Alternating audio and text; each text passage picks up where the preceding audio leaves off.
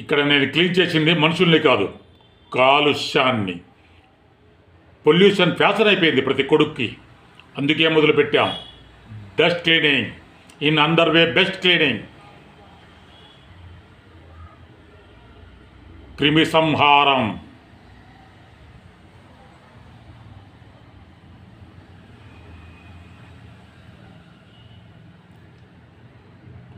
అప్పచెప్తే ఏం చేస్తారు? మీరు సెల్లో వేస్తారు, మేము హెల్లో వేశాం. ధరణిని తరుణిని అత్యాచారం చేసిన వాడికి నో రైటు లేవు.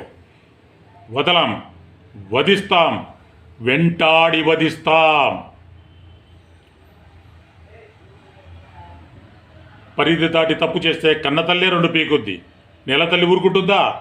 2 పీకమంది పీకాం.